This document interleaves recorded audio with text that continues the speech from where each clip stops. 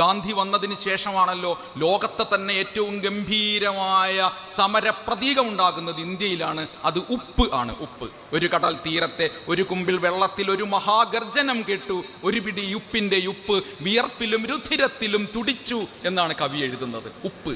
ഉപ്പ് എന്താണ് പ്രത്യേകത? അതിൽ പണ്ഡിതനും പാമരനും ധനികനും ദരിദ്രനും എല്ലാവരുടെയും സിരകളിൽ ഒഴുകുന്ന ഉർവരതയാണ് ഉപ്പ്. അതുകൊണ്ട് ലോകത്തെ തന്നെ എല്ലാവരെയും ഒന്നിപ്പിക്കുന്ന സമരപ്രതീകമാണ് മഹാത്മാഗാന്ധി കൊണ്ടുവന്നിട്ടുള്ളത്. ഖിലാഫത്ത് പ്രസ്ഥാനത്തെയും ഇന്ത്യൻ സ്വാതന്ത്ര്യ സമരത്തെയും ഒരുമിപ്പിക്കാൻ ഗാന്ധിക്ക് സാധിച്ചു എന്നുള്ളത് ബഹുസ്വരമായ പാരമ്പര്യമാണ് നമുക്കുള്ളത് എന്നതുകൊണ്ടാണത്. ഗാന്ധിയും അലി സഹോദരന്മാരും തമ്മിലുള്ള സൗഹൃദം അങ്ങേയറ്റമാണല്ലോ. ഒരു മമ്പുറം തങ്ങളുണ്ടെങ്കിൽ ഒരു കോന്തു നായരുണ്ട്, ഒരു സാമൂതിരി ഉണ്ടെങ്കിൽ ഒരു കുഞ്ഞാലി മരയ്ക്കാറുണ്ട്. ഇതൊക്കെ ചരിത്രത്തിൻ്റെ വസ്തുതകളാണ്. ആ വസ്തുതയ്ക്കകത്ത് നിന്ന് നടന്നുകൊണ്ടാണ് ഈ രാജ്യം രൂപപ്പെട്ടിട്ടുള്ളത് എന്നതിനാൽ ഈ ബഹുസ്വര പാരമ്പര്യത്തെ ആർക്കും തകർക്കാനാകുമെന്ന് തോന്നുന്നില്ല.